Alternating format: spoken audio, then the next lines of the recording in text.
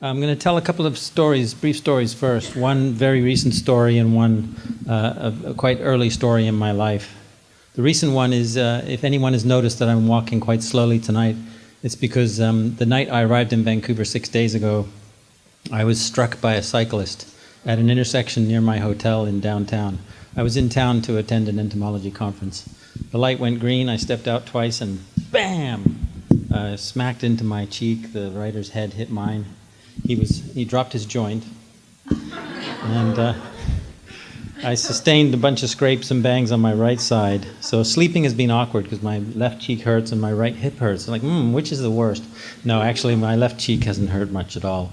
The irony is that all those injuries are not bothering me at all now, but there's some hidden tear, muscle tear in my upper right thigh that is plaguing me, so I tend to be a slow walker. The other story I want to share relates to an earlier part of my life, which relates to fish. That story, as you can tell, didn't relate much to fish. Happened when I was 8 years old. I climbed into an aluminum rowboat with the elderly director of a summer camp north of Toronto. He rowed us about a quarter mile out into the bay, and we spent the next 2 hours fishing. I caught 16 fish that night. Most of them were little ones thrown back, but several of the bigger ones were kept for breakfast the next morning. Mr. Nelson did all the dirty work, putting the wriggling earthworms on the hooks, twisting them out of the fish's mouths, and plunging his knife into the skulls of the keepers.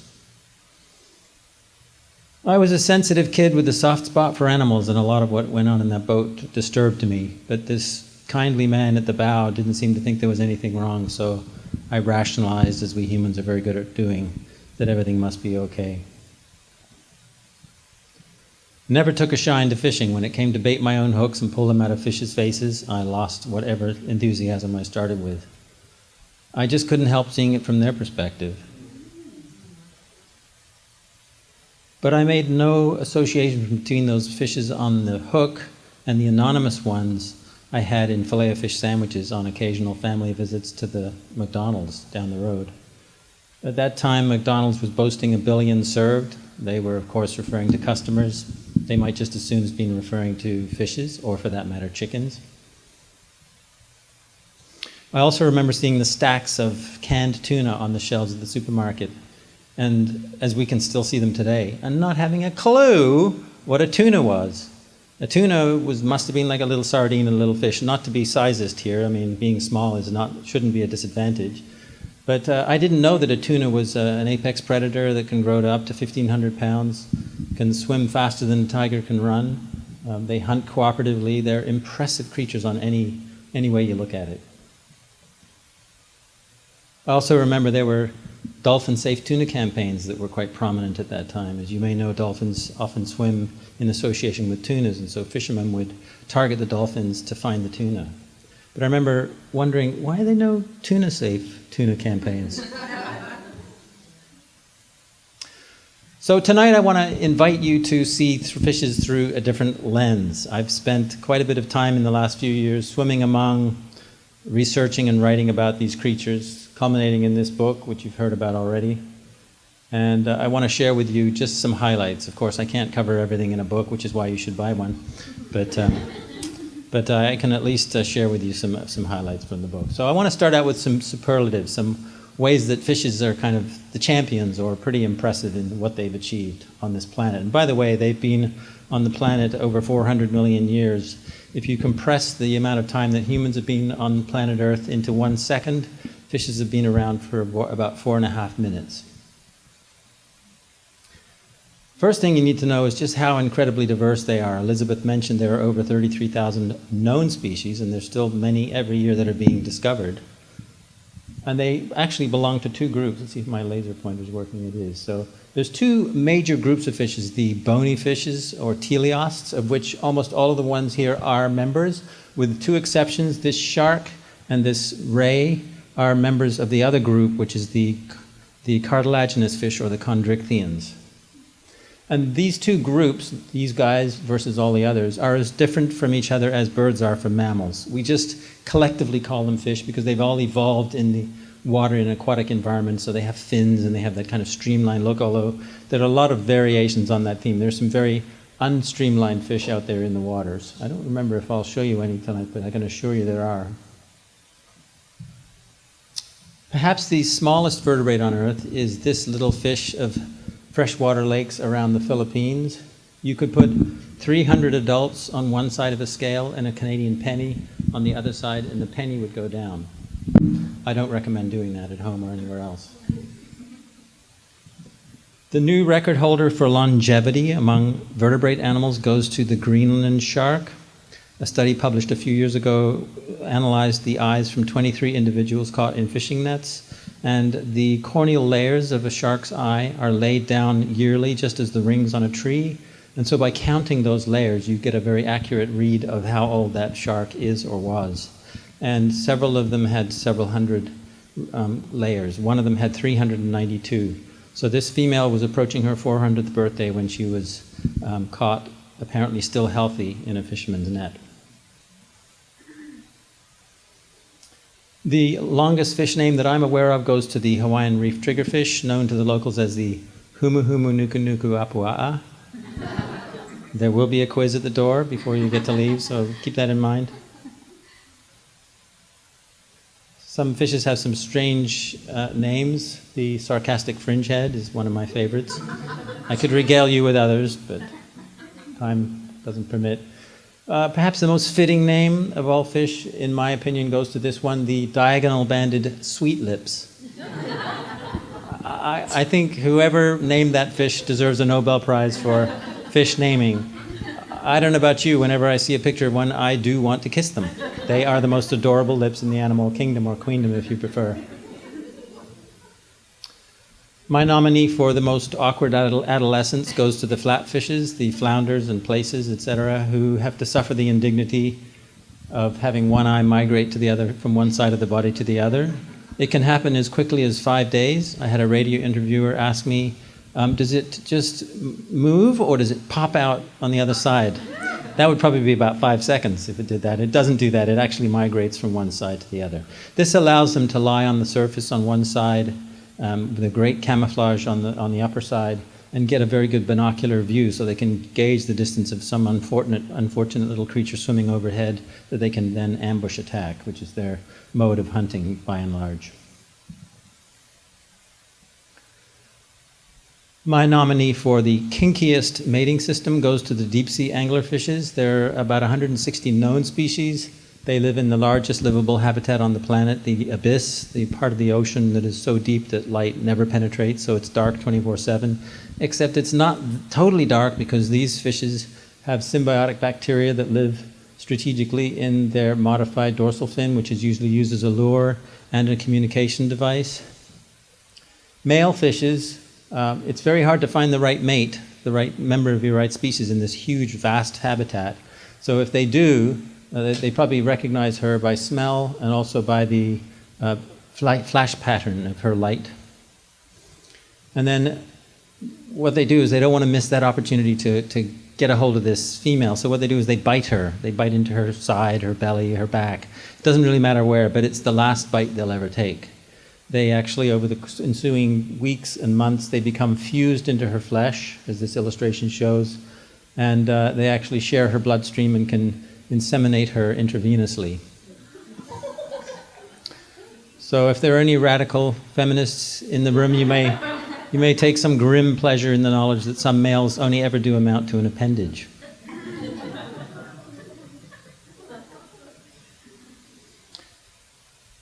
It's remarkable that we're still discussing the question of fish pain. And it kind of goes hand in hand, or hand in fin with that if you like, that there's still debate about whether fishes think, whether they have experiences. To have pain, you have to have some kind of awareness. And so if we're doubting if fish can have pain, and I don't want to dignify that suggestion, we're doubting that they have any experience at all. But if we look at what fishes are capable of doing, as science shows, we're talking about an animal that thinks and feels and has experiences. Tool use is an example of an ability that used to be unique, we thought unique to humans, and now that's long been debunked, and there's many, many kinds of animals that have tool use. but we often don't think of fishes as tool users, but fishes like this tuskfish, and you can watch nice YouTube videos of this phenomenon. They will blow water onto the sand, which is a form of tool use, using water as a tool to uncover something under the sand. Pick up, in this case, a clam, swim with it to a particular rock that the fish probably knows is there. They probably know their terrain, they know where that rock is. And then with a series of well-timed head flicks and releases, smashes the mollusk, the unfortunate mollusk, against the rock, thereby gaining access to the soft tissue inside. Fishes are also observant, aware of their surroundings, and opportunistic. Note the bystanders, or perhaps we should say byswimmers here. Several fishes of other species keeping an eye on the action, waiting for a chance at the spoils. There is a wonderful video. It was published from, I think it was Palau where it was filmed, but it's a tuskfish on YouTube, you can watch on YouTube, who does this, all of this suite of behaviors I just described. And as the fish is swimming, there are other fishes sort of like consorts swimming along. It's like, oh, here's an opportunity. They seem to be fully aware that this fish is going to try and get inside this mollusk and that it might be a feeding opportunity for them. Fishes are often also demeaned as having poor memories. Well, let me introduce you to a little 4-inch cute little fish called the frill-finned goby. Lives along the Atlantic coastline of both, I believe, both Africa and Europe and North America. These are intertidal zone fishes, so this is their habitat. And they live in these tide pools at low tide. And it'd been noticed before that they have this ability to jump from one tide pool to another. They can actually work their way out into the open water. Why would you want to do that? Well, if an octopus comes lurking or a heron is hungry, you might have occasion to want to get from one tide pool to the next. It raises the question, how do they know which direction and how far to jump? How do they avoid making a leap of faith and ending up suffocating on the rocks? I don't think they're doing that. They're not doing it by chance. Well, it turns out a series of captive experiments done over the course of decades in New York City, of all places, showed that these fishes actually memorize the tide pool zone at high tide. It makes absolute sense. So when the water comes in a few hours later, these fishes are swimming over this whole topography area, and they swim down among the nooks and crannies to where and then they memorize the whole topography. They memorize where the depressions are that they will be able to swim in when it's low tide. And they're able to translate that sort of aerial view into a horizontal view when they're in these tide pools. That's a pretty remarkable cognitive feat. They can learn the tide pool zone in one day, and they can remember it at least 40 days later. Another tool user, if you like, is the archerfish, so named for their ability to squirt water and use water as a projectile to catch insects who may be perching nearby or they may be flying by. It's been shown, careful studies in Germany, and once again I have to say it, there are great YouTube videos of this, I encourage you to watch those, that they actually learn by observation. So you can have a young archerfish who's never squirted water at a target before, and then they watch other experienced adults doing this behavior for a while, or they may, in this study, they actually had them watch 1,000 examples of this. And then you give them an opportunity to squirt water themselves, they'll do much better. They're much more accurate in that situation than if they haven't had any chance to observe others. So they're actually learning the skill by watching. That's called observational learning, which is a pretty highly regarded cognitive skill among animals. They also use different methods of catching a flying insect. If the insect is flying by about 7, sorry, I'm not going to, I could try and convert into metrics, but you know what 7 inches are. I just moved from the States. I lived there 31 years, so I'm still using the imperial system of all things. Anyway, if the insect is flying 7 inches or less above the water, approximately, they don't measure it. They tend to do a turn and shoot where they actually rotate their body at the same rate that the insect is flying by and just shoot directly at the insect. But if the insect is further away, they use a sort of predictive tracking, a quarterback method of kicking the soccer ball where they aim ahead of the target insect in the hopes that the insect will not deviate from its flight path, and then the bolus of water will hit the insect and knock it into the water.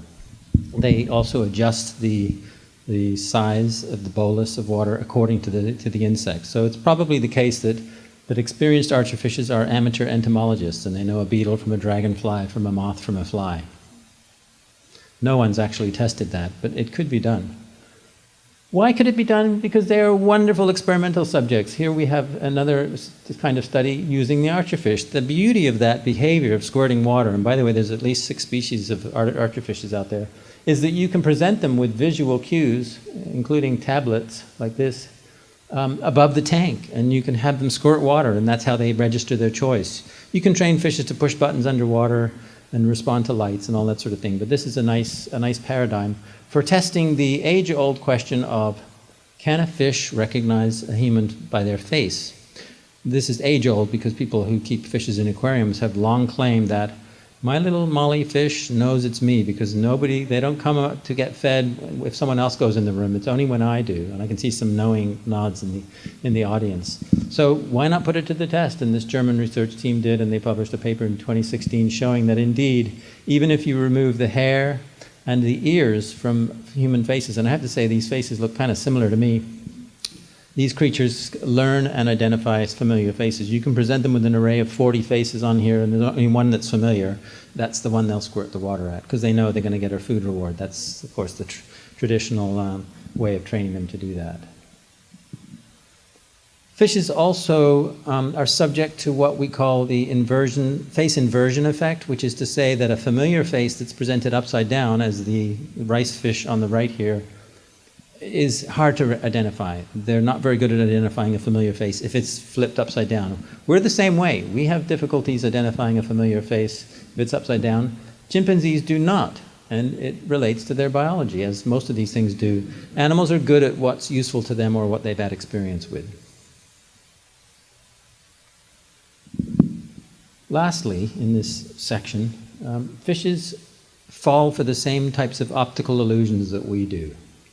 If you train a fish to choose the larger 2 circles, and then you present them with this Ebbinghaus illusion, in which the 2 orange circles are the same size, but by dint of the arrangement of blue circles on the outside, this one looks bigger, the fish will swim up to this one every time. Of course, you would randomize it, but they always go to the one that has the smaller blue circles around it. It looks bigger. So they're falling for the same illusion that we do. Similarly, fish is trained to choose the longer of 2 lines, present them with the Mueller-Lyer illusion, where the 2 straight lines are the same length, but this one looks longer because of the arrowheads facing in. They will choose this one over this one.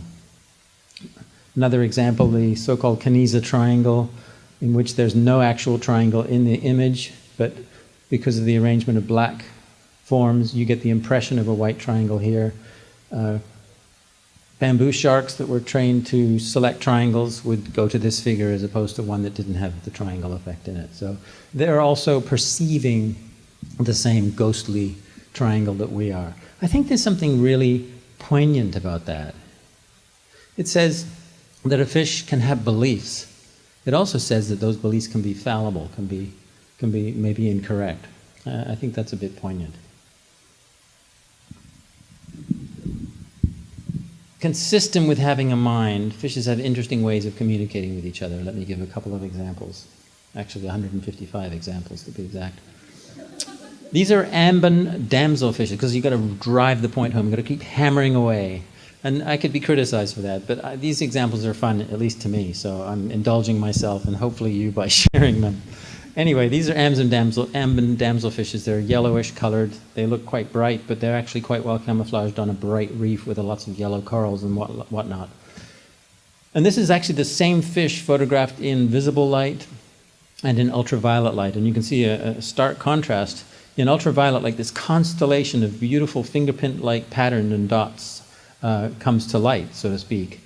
And these fishes can see in this light spectrum, so they can identify each other and probably aids communication under this spectrum, because they can see that. Most of their predators cannot see them in this light, so they're not giving away, they're not compromising their camouflage in visible light by having these patterns. So they're able to identify each other covertly. It's a nice covert individual recognition system.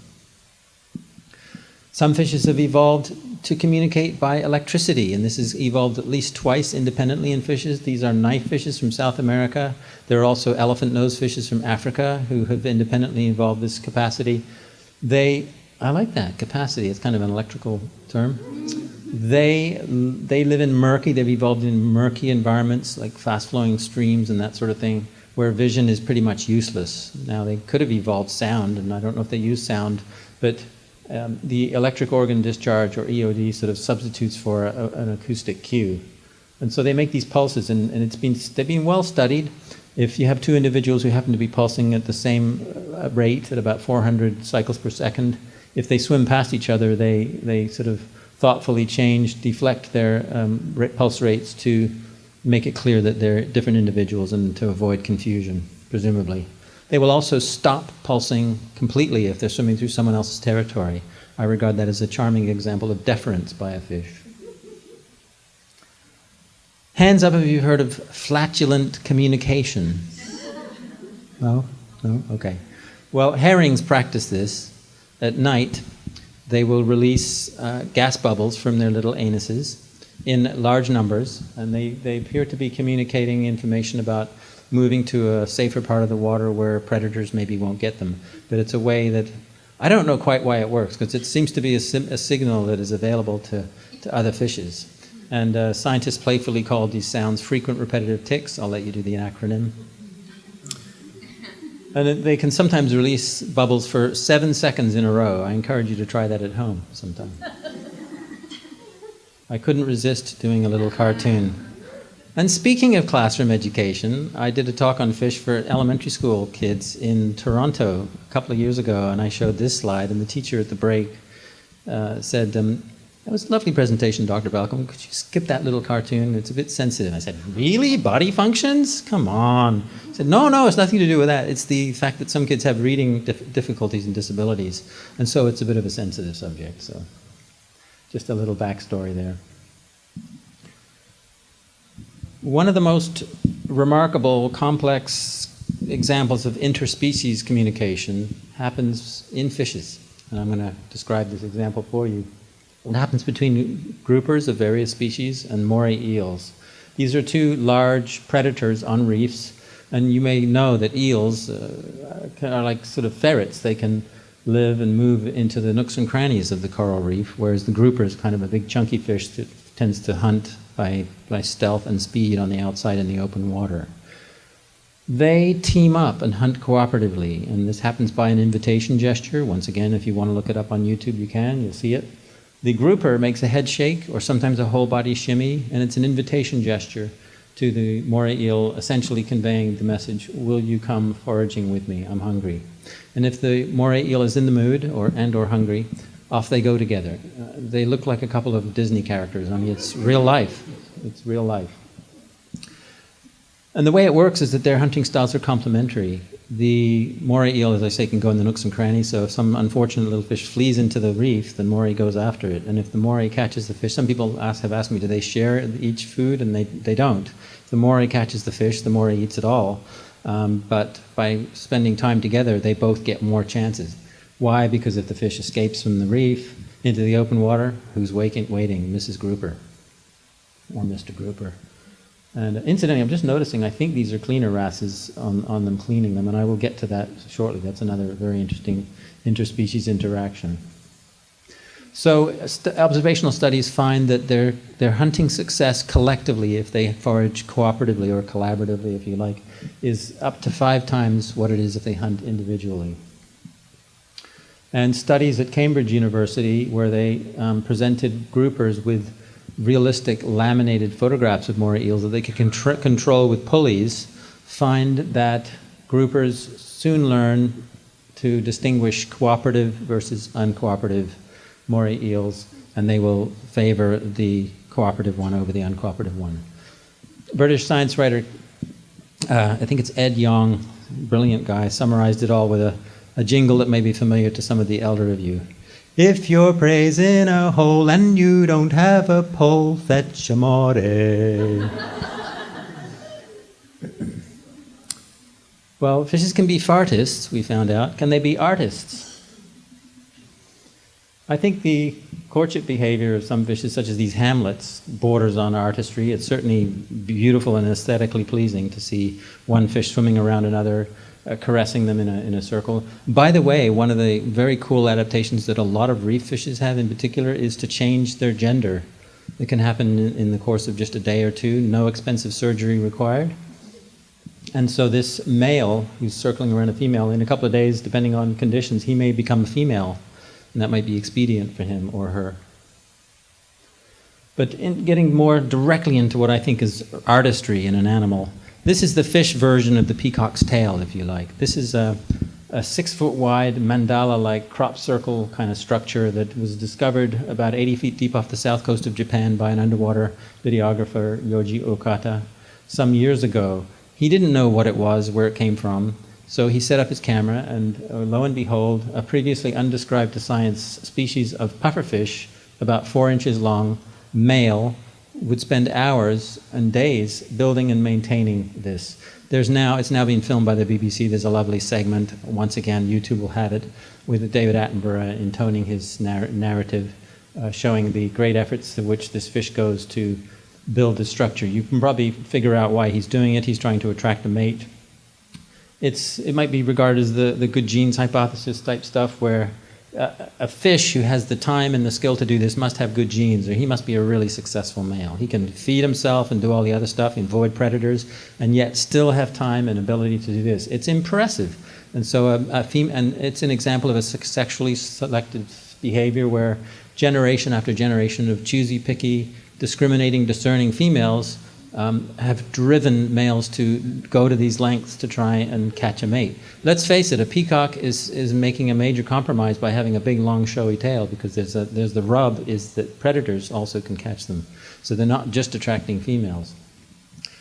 And then what happens is if the female's suitably impressed after inspecting this site, she will lay eggs and they will spawn in the middle, and then the eggs will be, I guess, kind of contained in these ridges.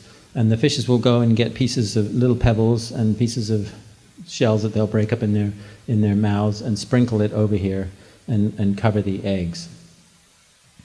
I have to say, I don't know why it works. It looks like a big advertisement. Fish eggs, here we are. Here's a fish egg station. And yet we know it works because it's evolved. It wouldn't evolve if it didn't work. Can fishes be virtuous? I think if you look at the complexity of their cognition and communication skills, that maybe they can. And I rule that they can. Here's a couple of examples. These are rabbit fishes, a fairly diverse group of reef fishes that are usually in the yellow, black, white color scheme zone. And there's 4 different species shown here in each quadrant. And in each quadrant you can see there's 2 individuals who are, well, they're working together. One of them of each pair is face down in the reef. They are feeding on algae in the reef, which is their food, their choice of food. The other one, though, look, is facing up. What is happening here? This one is not feeding. This one is going without food for the time being, delayed gratification, which I would say is virtuous, depending on the context. The context is this is a lookout. This is a fish who is keeping an eye out for those groupers and those moray eels or any other danger that could come swimming along and threaten them. And if that happens, this fish will make a signal and they'll both scarper off into a safer zone very quickly. So it allows, the lookout allows the forager to forage much more safely than if they were foraging alone. And of course, as you would expect with such a system, it's reciprocity. They switch off after a couple of minutes, and this one becomes a lookout and this one goes down to forage. So I would say that's an example of virtuous behavior. Here's a still photograph from a so-called quote-unquote feeding frenzy. I'm sure, put your hand up if you've heard the term feeding frenzy. You know, I don't know if there's anyone here who hasn't. It's just a common term, and it's almost always used in the context of shark feeding behavior. It implies that there's a complete loss of control and restraint. The opposite is really true. This is a still photograph of an accidental encounter between 2 sharks during a feeding frenzy, in which the shark on the bottom got to a chunk of food. This was chumming, and they were using those cameras on a stick that were in the water to film the action. And so this one's just grabbed a piece of meat, and this one got there a little bit late, and in trying to grab the meat, started to bite the head of the nose of this other fish. I have to say that this is maybe anthropomorphic, but this shark looks really surprised. It looks like, yikes! I don't know if that's a fair description, but it just looks a bit that way. And I have fellow biologist friends in the audience who are probably shaking their heads. How dare he say that? So it is an anthropomorphic interpretation. But what I can tell you is that this shark is actually in the process of opening the jaws as quickly as possible and turning away. Right after this I'm not technologically proficient enough to be showing videos yet on in my YouTube, on my presentations, I should say, my PowerPoints. But right after this photo was taken, that fish, this shark, moved the head aside and no blood was spilled. A quite remarkable restrained behavior. So I would say feeding frenzy deserves a little bit of criticism for implying that there's no such awareness and restraint going on. There actually is. I mentioned cleaner fishes earlier, and I want to describe a little bit about this. Arguably one of the most complex interspecies interactions and one of the most well-studied. There's probably close to 200 published papers on this phenomenon in nature. The way it works is these are cleaner wrasses. These are blue-striped cleaner wrasses, which are the most famous species, but there are many other species, including non-fishes, who do this. There's some shrimps that actually do cleaning services. And they are cleaning a client fish who will have waited probably in a queue for some time to be serviced. And the way it works is that these fishes are removing parasites and algae and anything undesirable from the skin and the gills and the mouth, inside the mouth. You can see the cooperation here of the client. They get food if they service enough clients in a day, and let me tell you, they do several hundred. And these guys get parasite removal service and a spa treatment. So it's a classic mutualism. It's a plus-plus relationship. Both of them benefit. However, it does get a little Machiavellian, and that's not my word. That's been just published, that word, because sometimes there's a little bit of exploitation that goes along. Sometimes the cleaners will bite off a little more than they can chew, or the more than they should. It's called mucus nipping. Mucus nipping is when they bite a little more of that slippery, slimy surface layer on the client. Clients don't like that. They jolt when it happens, probably because it hurts a bit, and perhaps also because it sends a message to the cleaners, you shouldn't have done that, and I'm on to you. It also sends a visual message to other clients in the queue that these cleaners are not doing a great job today. You may want to go somewhere else. These are long-term relationships built on reputations. eBay ratings are at stake here. It is true. And so it's been shown by careful studies that when there are few clients in the queue, mucus nipping is more likely to happen. Shoddy cleaning is more likely to happen, probably because your reputation isn't as much to be lost, because there's fewer clients who are going to be saying, oh, forget about it. If there's more clients in the queue, the cleaning tends to be better.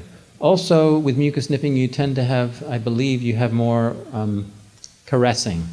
This is when cleaner fishes will take a break from removing parasites, and they will flutter their pectoral fins over the client fish, presumably to curry favor, to say their way of saying, here, look, I shouldn't have done that. Have a nice little massage on the side, a little extra treatment. And that also is visual to other clients, so they may be seeing that and saying to themselves, and maybe I'm anthropomorphizing here too, these guys do a little extra service, that's a good deal, I'm going to stay in the queue. So it's complex, it's nuanced.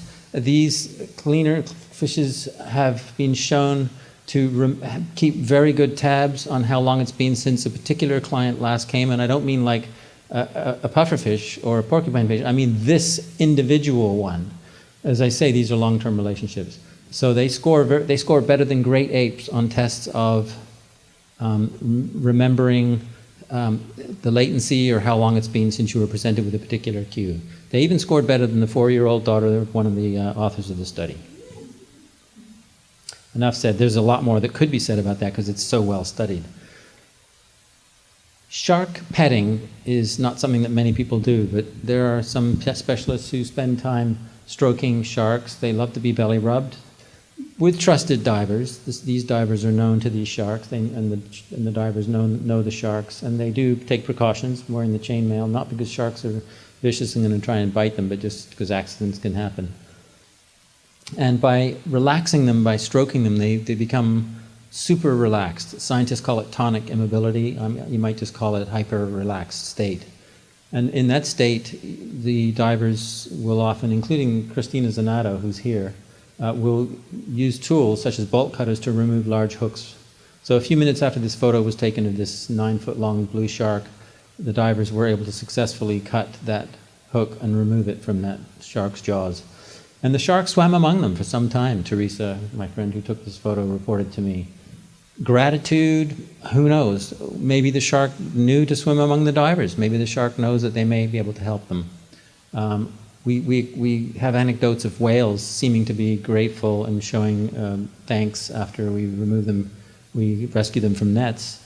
We shouldn't sell sharks so short as to exclude the possibility that they are also able to use us as a tool, if you like, to help them get out of these hooks or to express gratification.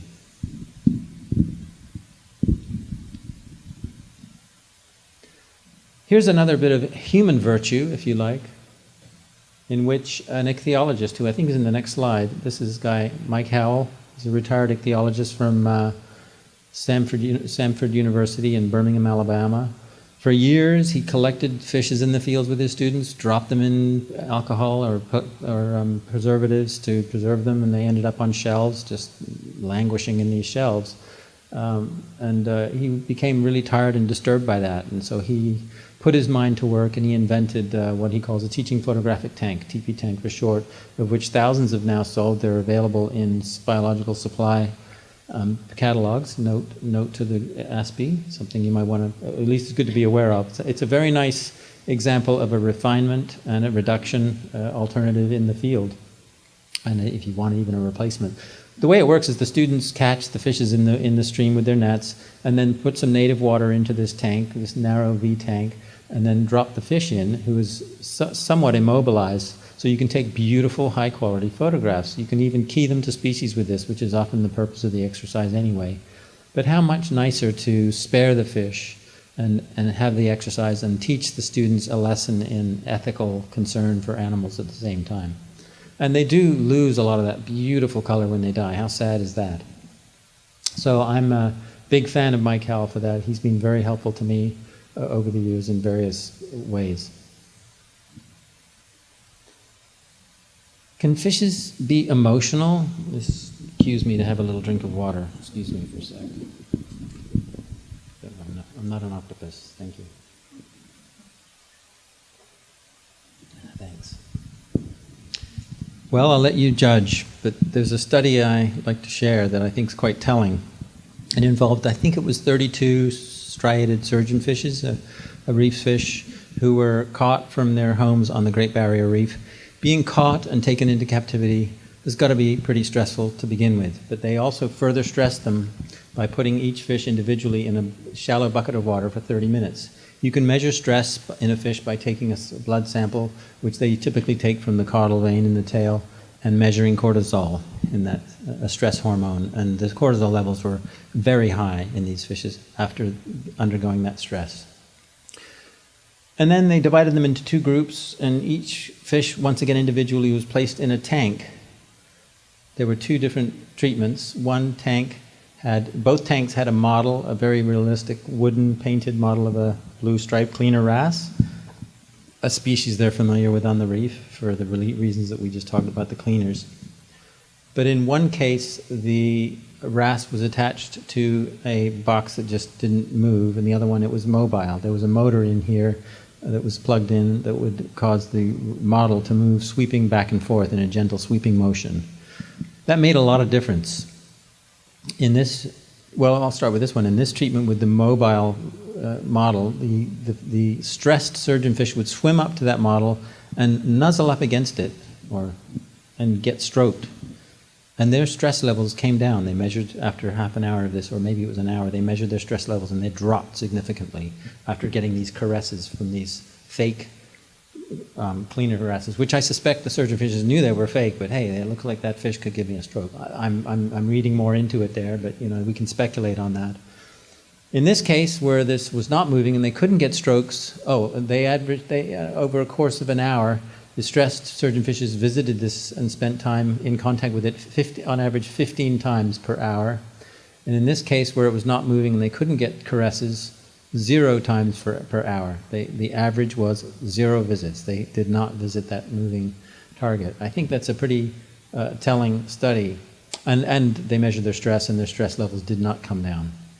So to me, that's a very telling study that shows a fish has the wherewithal to take action to relieve stress through a massage, a massage therapy, if given the opportunity. If they're not given the opportunity, of course, they don't have that option.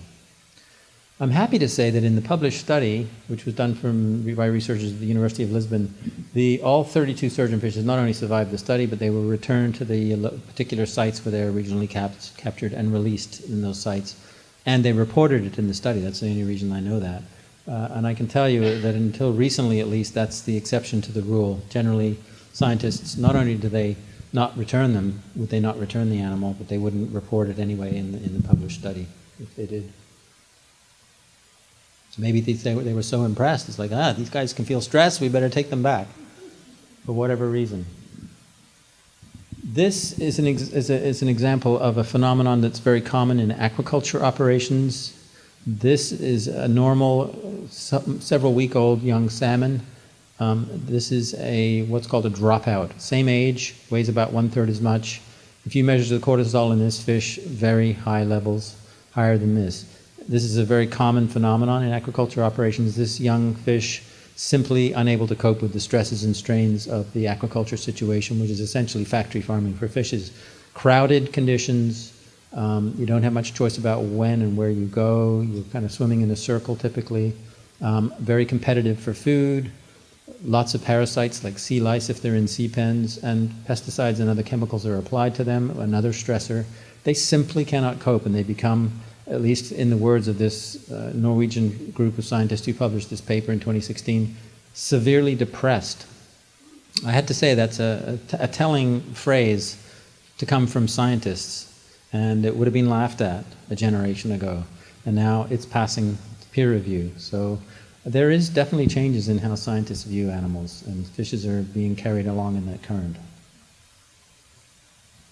Can fishes become bored? Can fishes play? I think those are two emotionally charged phenomena.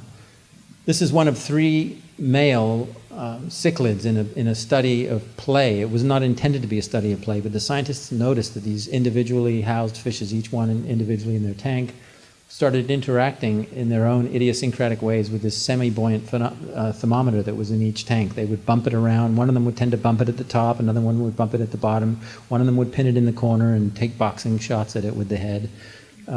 It appeared to be play. It actually fit the criteria for play that scientists have generated. I think that they're playing or trying to amuse themselves suggests that they're perhaps also bored, and we should be definitely open to the possibility that a fish can become bored. Fishes have rich lives. They do a lot of interesting things with their environments. They prefer rich environments. You put them in a barren environment. In this case, they had a rich environment. But there's many ways that could be studied. I'm not necessarily recommending it, but I think we need to be open to the notion that a fish can be bored and will play. So this is, I think, the first published example of an empirical study of play in fishes. And it probably will not be the last. Can fishes feel pleasure? Let me start briefly with pain. This has already been addressed, but I think I'd like to just describe one study for you that I think is very telling. I don't really want to dignify the notion, the very idea that fishes could not feel pain, but because it is a debate, it is in discussion. I'll just give you one example of what I think is a pretty compelling study, a very clever study designed to test pain and pain relief in a non-human animal who can't just tell you I'm feeling pain. They used a complex tank, and it was zebrafishes, about 30 or so of them, and the tank involved 2 chambers that were connected with each other. One chamber was dimly lit, had rocks and vegetation in it, so the kind of place that a little fish likes to hang out. They feel safer there, they can hide. The other tank on the other side was brightly lit and barren, and the fishes spent no time there. And after the scientists injected them either with acid, which presumably could cause lasting pain, or saline solution, which presumably doesn't, they all remained in that first chamber that was dimly lit and felt safe, until the scientists dissolved a painkiller in the barren chamber only. Lidocaine was dropped in there. And lo and behold, after the lidocaine application, some of the zebrafishes started swimming across to the other side. And it was only the ones who'd been injected with the acid. The saline-treated ones who presumably weren't feeling any lasting pain, presumably didn't feel any need to go over there because they didn't need to relieve their pain. The other ones cottoned on, hey, if I go over here, I don't like this chamber. Again, I'm anthropomorphizing. I don't like this chamber, but hey, I get pain relief, and that's worth it. So it shows not only that they feel pain and that they'll take action to relieve pain, but they'll pay a cost to relieve their pain. And I think that's a very compelling study design. Let's not do any more such studies. We don't need to inject them with acid anymore. But nevertheless, it's probably going to happen. But it's a compelling study. And I think it's, this is now back to the pleasure thing, and we've seen the stroking and caressing behavior that cleaner fishes will give, which probably accounts for the fact that some fishes like this Nassau grouper will approach trusted divers, and probably known divers, to get strokes and caresses. There's no parasite removal service here, so it suggests that the motivation to be caressed is because it feels nice.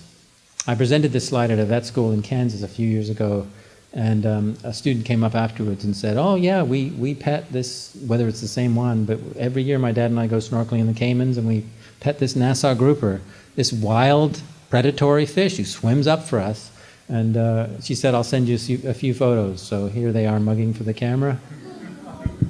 Note that she's giving him a good rub under the chin. And here is her father with his regulator pulled out of his mouth and blowing bubbles under the open gill cover of this fish. The bubbles are rising through. Presumably the gills are probably quite tender and quite responsive to touch. And this fish, again, it doesn't have to be there. It doesn't have to interact with these scary apes, and yet is, presumably because it's fun and it feels nice.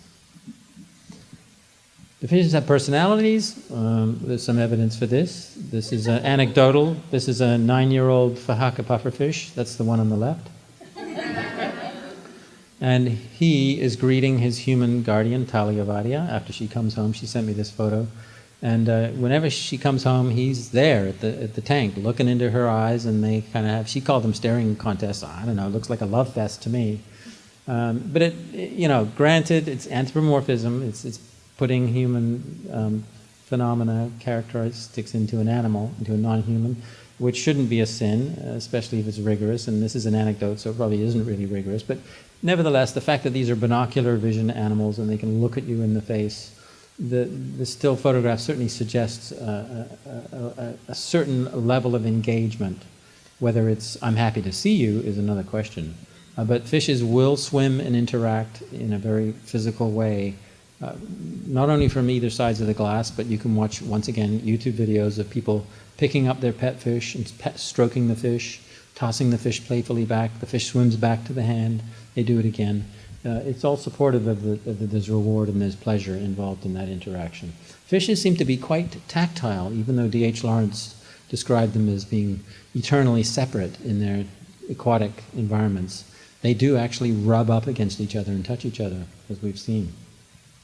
A recent published study on personality found that indeed guppies, of all creatures, they're referring to this one, will respond to, these are actually plastic models of dangerous predators, a heron, and a predatory, I think a cichlid.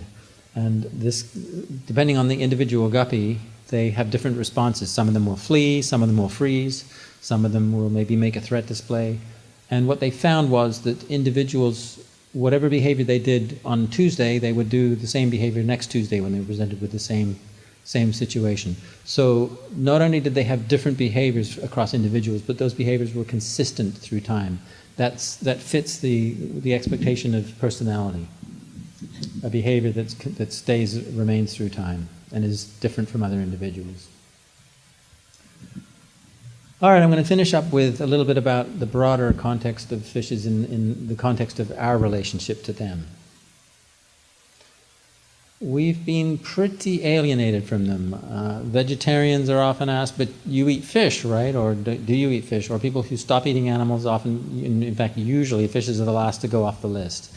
We tend to relegate them to the basement of our hierarchy of how we think about them.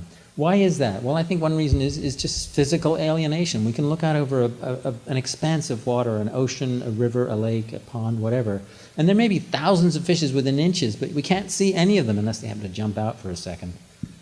So, and they're in a different realm. They breathe in a different way. Their eyes don't blink. They don't need to. They're constantly bathed in liquid. They don't have eyelids for that reason. Many of them make sounds. Many of them are named for the sounds they make. Sea robins, grunts. And yet we generally don't hear them. We're deaf to their sounds. And so I think these are all disadvantages. Mind you, the terrestrial animals who do all of those things, we often treat them abysmally too, so it's not like it gets them off the hook. I shouldn't have said it that way, I didn't intend to. But suffice to say, I think fishes have been particularly disadvantaged because of their physical milieu and their evolutionary history. Cold-blooded is another thing, although certainly that's really a misnomer because they can heat up their bodies using the sun, as can reptiles and amphibians. So here's a disturbing statistic. You probably heard of this. You may also hear claims that we'll have no fish left in the sea in 2050 the way we're going. That's a bit silly because we wouldn't be around to witness that. The whole ecosystem would have collapsed for that to happen, and we would go down the tubes with it. But in any event, it's very disturbing to think of the measurable impact we're having on ocean populations. And there's a number of reasons for this. It isn't just direct exploitation, which I will touch on, but climate change, warming temperatures are very disruptive to populations of all organisms, fishes and other marine life included. And when I say marine life, I mean to include freshwater life as well. Acid levels, the oceans are actually somewhat basic, but they have been becoming less basic, which is to say more acidic through time. This is a disturbing trend. It may be contributing to coral bleaching, which is happening in wide swaths of the Great Barrier Reef and other locations. And ocean plastic, in particular fishing gear. An estimate was made a few years ago by a couple of animal protection and environmental organizations that every year humans discard or lose 640,000 tons of plastic fishing gear in the oceans every year. Some of it washes up, a lot of it continues to wreak havoc floating around in the sea at various depths. And the manufacture of plastics has the insidious problem of producing quadrillions of tiny little plastic beads which look just like fish eggs, which are the favored food of certain little baby fish such as this pike who eat them and are unable to digest them. You probably heard of shark finning, which is responsible for tens of millions, perhaps up to 100 million shark deaths every year. Not only is it abominably cruel, but it's completely indefensible. And there have been some successful campaigns in Asia to stop this, although the United States is a big consumer of shark meat, and so the United States needs to engage as well. Nevertheless, it's a severe problem. Sharks are vitally important ecologically as high-end predators, and they've, as you probably know, really been struggling because of this. I think it's important to mention the aquarium trade. Fishes in aquariums don't tend to do well. The collecting methods are often very non-ecological and sometimes cruel. Use of explosives, cyanide poisoning, for instance, which causes a lot of deaths. And it's been estimated that close to 90% of all fishes collected for aquarium trades are dead before they get to their destination. Say they're collected in the Philippines, they're dead before they get to Germany or the United States. And of those who've survived the first year, the transport, they're dead within a year, 90% of them about. So it's been compared to the cut flower industry. These animals are beautiful, they're replaceable, quote unquote, and they tend to die very quickly after they're taken. But really, where the rubber meets the road on our relationship to animals, the means or the purpose by which we kill almost all animals is to eat them. And so we need to address that. Estimates range anywhere from a low end of hundreds of billions to perhaps close to 3 trillion individual fishes a year. And if we take to heart that they actually do have personalities and they can feel pleasure and they have social lives, etc., we're talking about individuals, not just a number. And in the fishing industry, the figures are tens of millions of tons, not individuals. But you can extrapolate the math and come up with these astronomical numbers. And fishing is notoriously indiscriminate and cruel. Crushing in a net, decompression, suffocation on a boat deck, or bleeding out if they cut the gills are the most common ways that fishes die. This is a shrimp net from the Tanzanian coast, and you have to look pretty hard to find any shrimp in here. Most of this is the so-called bycatch, the non-target species of which we throw back dead or dying into the ocean every day, about 200 million pounds. There has been some trend to use these for other purposes, maybe pet food or whatever, but it doesn't exactly make any difference in terms of the death toll. Fishing, commercial fishing in some parts of the world, particularly Southeast Asia, is also exploitative of humans. There are many examples, documented cases of slave trade, slave working, slave conditions of young underage people stuck on these boats for months, unpaid, nowhere to go, obviously. I don't know what the situation is for the dog. Hopefully the dog has a decent life. So that's problematic from an anthropological standpoint as well. Aquaculture I mentioned earlier. These are sea pens. Some aquaculture operations are inland, but in both cases you have problems of crowding and you can have disease issues. But certainly in these sea pens you also have knock-on effects, ecological effects. The nets that contain these fishes under the water do not contain the parasites that thrive on these packed populations or the concentrated wastes that drop out. There's a cinematographer in Europe who's filming some of this underwater and showing just how cloudy and contaminated this water is, and of course it affects surrounding wild populations of fishes. There are also sometimes escapes. A seal tears a net, and some of these escape, and they're genetically different. So often some of them genetically modified, and that can contaminate the genes of the native population. So there's a number of problems to do with that. When I speak at schools in particular, I like to show this slide as what I regard as the most dangerous weapon on the planet. For obvious reasons, I think, in the context of this, it's what conveys certain types of foods into our mouths. And I think it's important to realize we all have a choice in what we eat, and we can make thoughtful, compassionate choices. We can think about how it affects others. And if we do that, then maybe that 98% figure I showed earlier will come down. I'm happy to say that there are choices, and choices are really important for making informed decisions. It helps if you have an alternative. So there are actually choices coming out thanks to technological advances in producing seafood. I don't really like that word, but you know what it means. Seafood out of plants. I visited New Wave Foods in San Leandro, California last year and sampled one of their shrimp. It was microwaved, so I haven't eaten shrimp in a long time. That was my first shrimp in a while. Those are now available retail, wholesale, and I think they're becoming available retail. They may already be.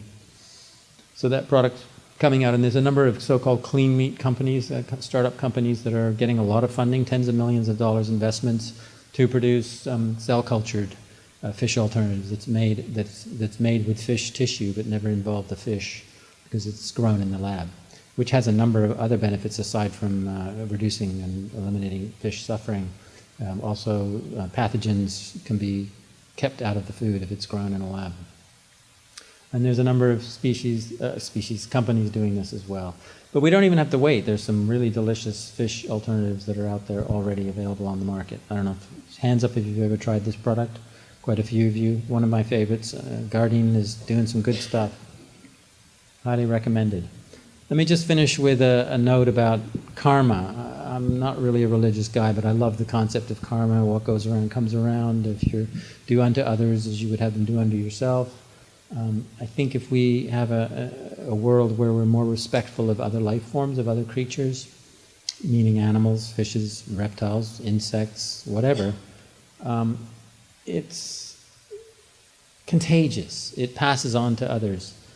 It's a more compassion isn't a quantity that you use up, just as cruelty isn't either. It's something that builds on itself. It actually self-propagates. And so if we're compassionate towards other animals, we're going to be living in a society that's compassionate towards each other, more so than it is now. That's the kind of society I would like to live in. Thanks very much.